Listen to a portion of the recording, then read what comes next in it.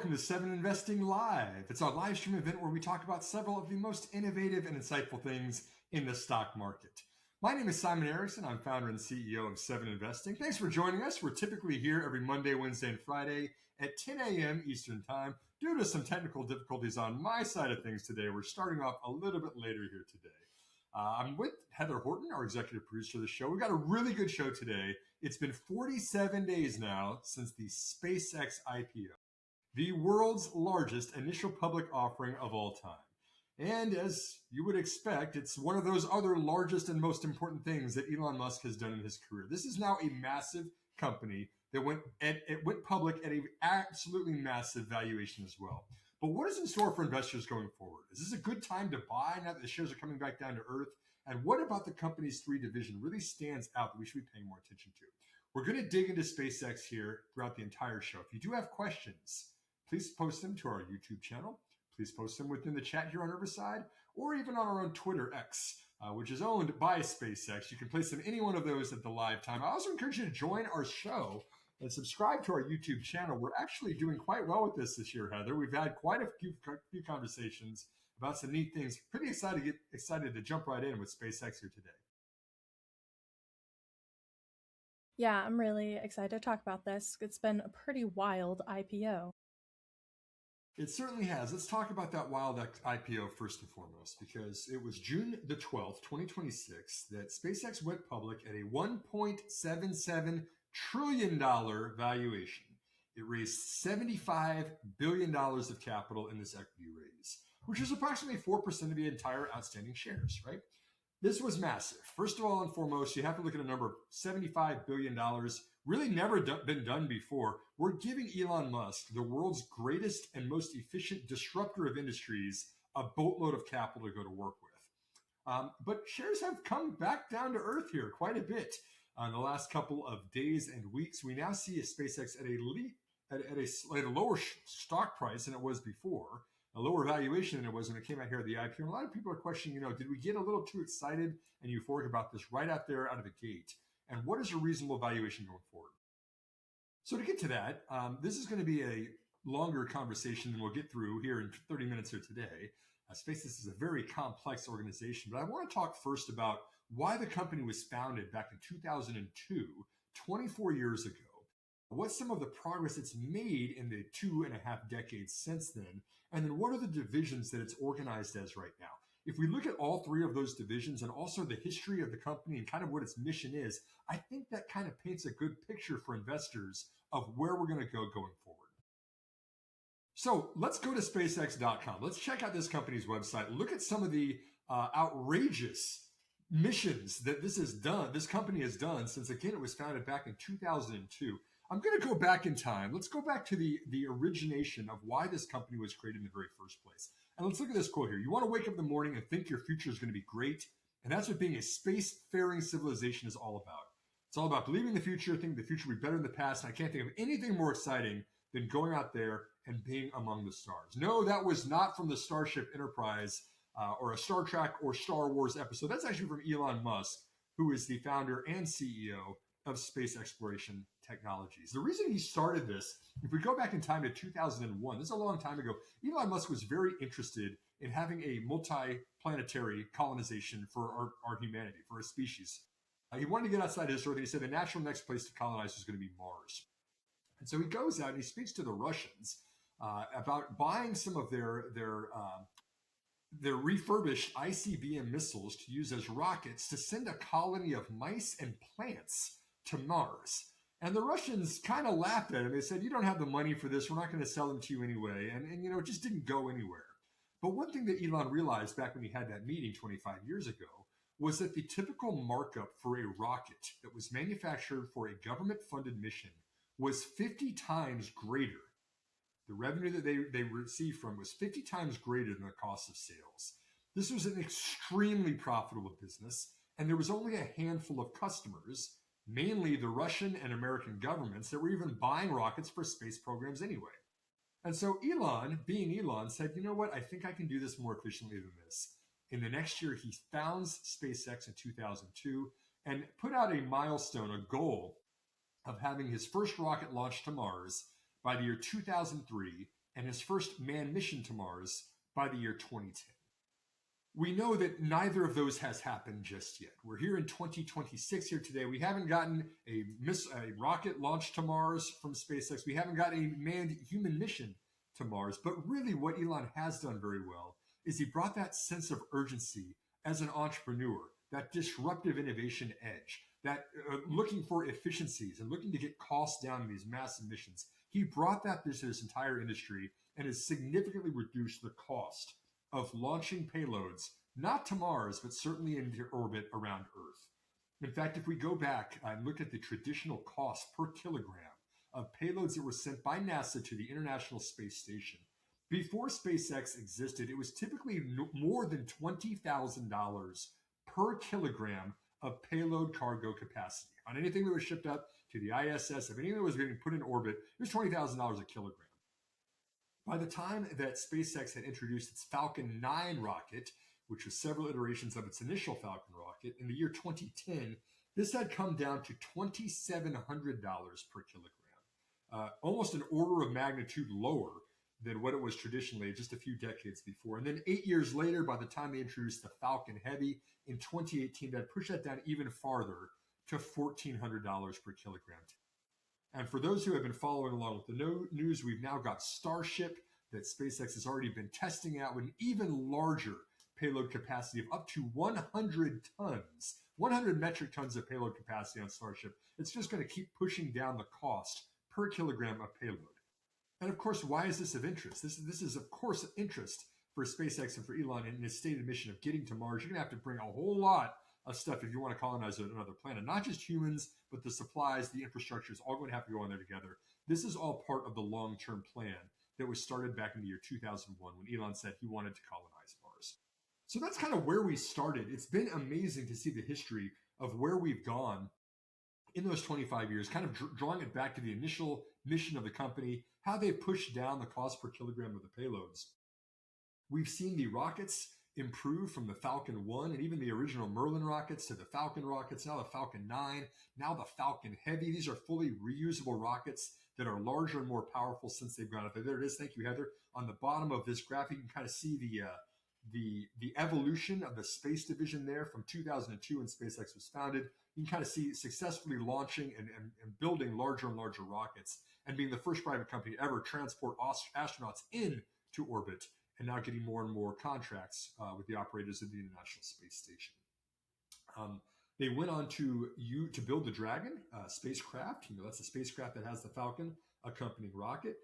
NASA and 4 other organizations around the world are operating the International Space Station. They have significantly reduced the cost of resupplying the ISS thanks to SpaceX's efforts. And then Starship, what we just mentioned, that 100-ton payload capacity, it's 400 feet tall, Heather. This thing is absolutely massive. 100 tons is 220,000 pounds of payload. It's just, you can kind of see this is a company that started with a mission, knew it's not going to jump right to the finish line. Elon always has ambitious milestones. We just know that's what he does, but he's continued to iterate and keep things getting better and better. You can kind of see where he's been and what he's done, but still the goal is to get to Mars. That's the ultimate goal of why SpaceX was founded. I think that's what we're going to be keeping an eye on here going forward. And any thoughts on that? I want to get into the 3 divisions, but I want to kind of point out there from the start, this is not a company that was started to, be the optimal financial vehicle of the stock market. This is a company that wants to spend hundreds of billions of dollars for a mission that no other company or business has ever embarked on in the history of the world. Yeah, SpaceX is such an odd company in that way, of that it's not necessarily about the profits. It's about getting, to me at least, getting people excited to almost self-fund, almost the way you would do a government NASA space program, but international altogether. And it is still a private company and it has shareholders, but it almost feels like a Kickstarter in a way, like huge, gathering money from lots of people to do these big things more than trying to just become a huge profit margin. 100% true. And Elon realized that to do this, he not only had to get the right technical people and the engineers and the people to build the rockets, but he had to get investors on board too, right? This wasn't going to be something they can on day one say, hey, guess what? I want to go to Mars and colonize Mars. Can you give me a lot of money to do that? he actually never wanted to bring SpaceX public.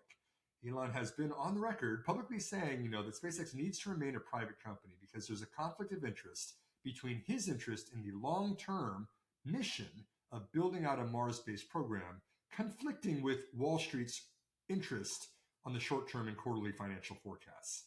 So there was really never a mix. He never thought that he was actually going to bring SpaceX public. But today he has. We've raised a lot of money, and it's actually not just a space company. SpaceX is a consolidation of 3 different divisions. They're actually kind of doing 3 things that are different, but also interrelated at the same time. The three divisions that SpaceX is organized around is the space group, which is what we just talked about, completing missions, building rockets, launching them out in outer space, perhaps ride sharing, carrying other payloads that are not SpaceX's own payloads into certain orbital planes of where their customers want to go. The space division is about 23% of revenues right now. Last year it did $4.1 billion of the fiscal 2025 total revenues. That was the piece that was just for external customers, not used internally for SpaceX's own demands. And again, we talked about the cost per launch. I think that's one of those key factors we need to look at when we're looking at this space division. From $18.5 thousand per kilogram payload in the year that SpaceX was founded, now down to below $1,400 per kilogram, actually down below $1,000 per kilogram today, has shown the massive decrease in cost per kilogram of payload, which of course you can now fund more and more payloads as you get larger and larger rocket ships. So a core of the business is the space division. Another 17% of the business is actually AI. You have seen XAI is now a division of SpaceX, right? This is the one where you're building these massive data centers all across the world, mostly in the United States right now. But Elon wants these massive data centers to run the models that were used for AI training. For those who are familiar with Twitter, now known as X, even though we have stubbornly stuck with the Twitter name, I will never call it X. I'll always keep calling it Twitter. This is one that runs Grok, the AI models that are embedded into Twitter, that are embedded into any of the models used for any of SpaceX's interests. This is the AI division. It did $3.2 billion of 2025 revenue. That's about 17% of the total sales for the year. These data centers are absolutely massive. In fact, altogether, they've got more than 1 gigawatt of computing power.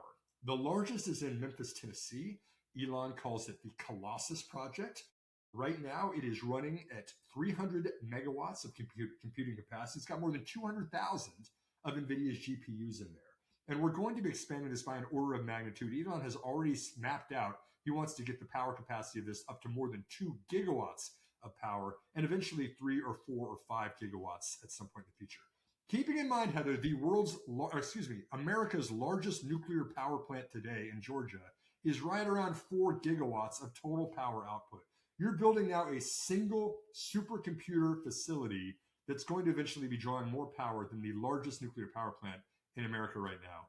That's going to be necessary just for training Grok, using it for AI for the purposes that either Twitter or SpaceX or any of its customers is going to be needing in the future. That's the AI division. And then the very last one is connectivity. This is one that actually a lot of people know SpaceX for right now because it's Starlink. This is a consumer-facing division. If you are not already a customer of AT&T or Verizon or in a really populated urban area, you might want to have or look into having satellite-based internet, right? This is Starlink up there at the top. There's now 9,600, actually more than 10,000 now, but at the time of last year, 9,600 satellites that are in orbit across the world, providing 10.3 million subscribers in 164 countries with broadband internet, right? If you're out in the middle of a rural area, you don't have fiber optic cable that's laid, right in your front yard or close by, you might want to consider broadband internet for those connections. And there's 10 million subscribers across the entire world. And I think that when you're looking at a division like this, which accounts for about 60% of total revenues last year, 11.4 billion in total sales for 2025, this is one where you're kind of looking at not only that subscriber count, but how much are you getting per subscriber? Especially as you're going internationally, right? You can't charge people in other countries the same rates as you can within the United States. Just can't support as high of a price point. So not only the total subscriber count, but the average revenue per subscriber is another important metrics here too. We might even have, Heather, do we have the chart for connectivity? It might show the subscriber count and the ARPU. Perfect, there it is right there. You can kind of see the average revenue per user per month here is decreasing, right? From $99 down to $81 and down to $66 in the first quarter of 2026. You might look at that and kind of say, oh, geez, what the heck's going on? Why are people paying less? Well, that's just a function of going into different countries and launching to more subscribers that didn't even have this as an option. So don't read too much into the ARPU going down, except that as you're going internationally, you might not be able to handle as large of a price point.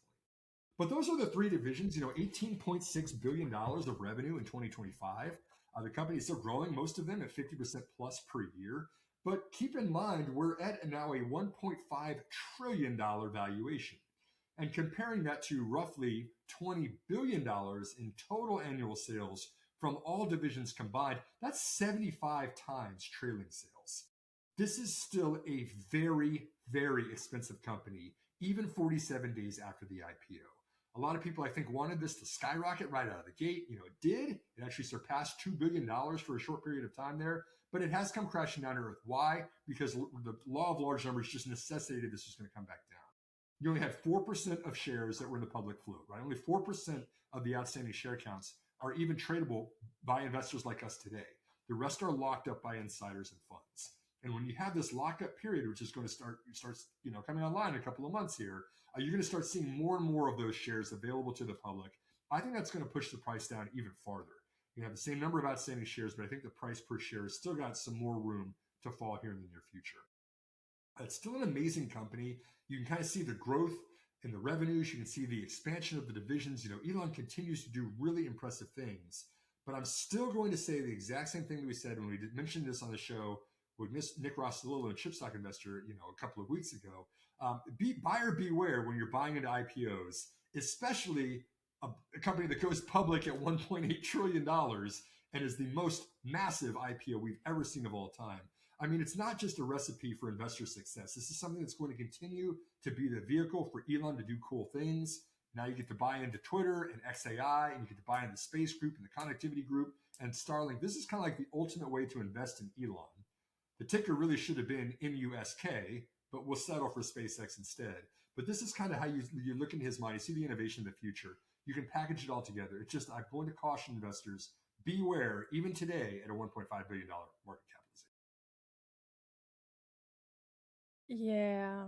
I never invest in IPOs, so I'm not like the most excitable when it comes to an IPO.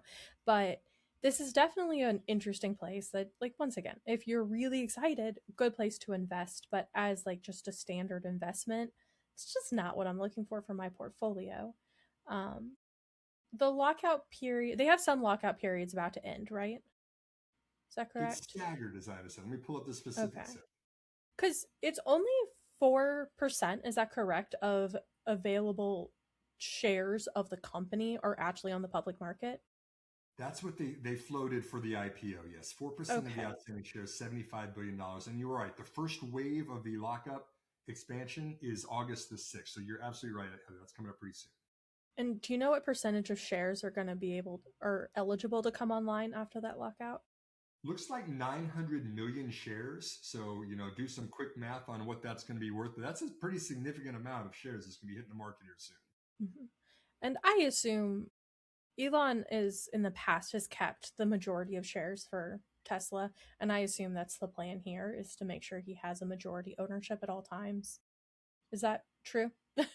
He certainly will. What Elon has done with Tesla is try to make it where that he's right around 25% of the voting power of the company. Not necessarily the number of outstanding shares, but basically if Elon can get the same number of votes to agree with him, it's going to push through, right? He's got 25%, he gets another 25%, 51% call it, and then that's going to push through whatever he wants to do. That's what he always wants to have for any company.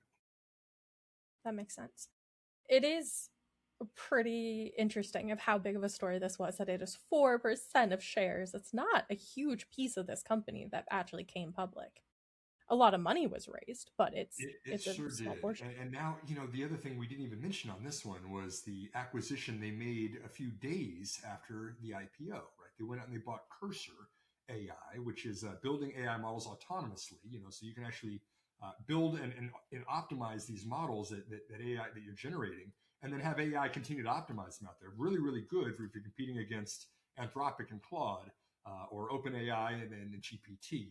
Elon's got a bone to pick with those guys. You know how he feels about the OpenAI project. It's kind of like Elon I think feels a little slighted by that. He goes out, acquires Cursor AI for $60 billion, all stock, by the way, with a very expensive stock price. Great capital allocation move to use your stock when it's at its peak like that. And now he's bringing in some of the best AI models of the world that he's going to continue to optimize. He wants to build orbital data centers, that are data centers that are basically built and then launched and then would be operating in outer space. You and I have talked about that before, right? There are some limitations of being on Earth on why data centers cost $50 billion a piece now. Can you get those costs down and actually make them more efficient if you're pulling power from the sun, or you're right down there where it's much, much colder than it is, terrestrially? There's some neat things that Elon wants to do.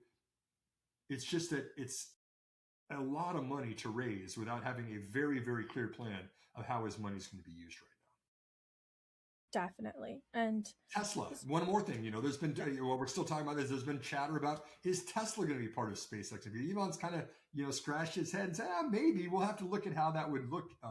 Tesla right now, as of this morning, is a $1.2 trillion market capitalization. That's pretty rich for SpaceX to handle, but could he take a controlling stake in it? Could he pull it in just like he's done with so many companies in the past?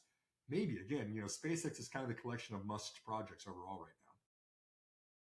Yeah, it's that'd be interesting if they brought Tesla in as well, because everything else kind of goes together. Tesla feels a little like opposite outside of that. I mean, they're only really profiting on Starlink right now, right? I mean, outside Tesla. That's the only way SpaceX is actually making money. That's correct. And in fact, there's one more graphic that maybe we should show up here. It's one of the capital expenditures. If you have it, we can put it up there. Otherwise, I can just talk to it. SpaceX spent more on CapEx last year than it actually made in revenue. This was going to do just fine. This is perfect. Look at the revenues, $18.67 billion in 2025. And if you kind of scroll that down a little bit there, you can kind of see the cash from investing, $19.4 billion. They spent more on CapEx than they made in revenue last year. There's not many companies you can say that, right? It's very expensive to build data centers. It's very expensive to build facilities for making reusable rockets. It's just this is a cash vacuum, sucking up all the cash of the markets and using it right now. And investors are having the faith that the hopes and dreams that Elon has outlined come to fruition, and they're going to make a ton of money off of this. But to support that kind of CapEx and that kind of spend, and you're already, negative EBITDA margin when you're coming public, there's so much expectation right now on what this company can do in the future. It's way, way too rich for my blood. Keeping in mind that I'm a growth style investor at my core also, but this is almost egregious, stratospheric kind of valuations that we're still talking about here today. Outside of a pet stock, because you're excited about this, is there any real meat for investors that you can see? I mean, institutions want to have a piece of this, right? It's kind of like, why did they raise $75 billion? Because there was demand there, right? They were oversubscribed from institutions that wanted to have SpaceX right out of the gate for their fund. Hey, guess what, client, Mr. Client, Mrs. Client, we've got SpaceX now in the fund. We're very excited about it. But it's still a very, very small percentage of the float. You're not going out there and floating 15%, 20% of the shares out there. You're floating 4%. And then the next 4 that are going to go out there, next 7% that are going to go out there actually are going to be lockup expirations, right? This is just simply insiders selling their own shares and loading those up into the market. It's going to be hard to justify a return right now when you're at 75 times trailing revenue and you've got lockup expirations coming online here over the next 11 months through next June, and then just how hot it was, how publicized this was, how much media attention this was in the narrative. I'm proud of Elon. I'm very happy for him. I think he's going to do some amazing things with this company. But as an investor, again, very cautious about buying shares right here. Yeah, same. It's not for me. Is 4% a normal amount when companies IPO? That's a stat I haven't really looked at before.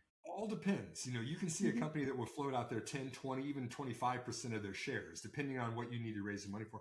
I had this conversation yesterday, though, over lunch with a friend of mine who runs a fund, an institutional fund. And, he's just saying the need for raising money is not the same as it used to be. You used to have to go out there and raise a ton of money through venture capital first, and then through all the series of being a private company. Then you finally get to the IPO, and you want to raise as much money as you can for your IPO because it's just expensive to run a business.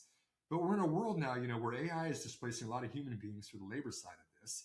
You don't need a whole lot of capital for software businesses. And most companies are tech companies now that are doing these kinds. There's just not a necessary need to raise billions of dollars through a high profile IPO anymore.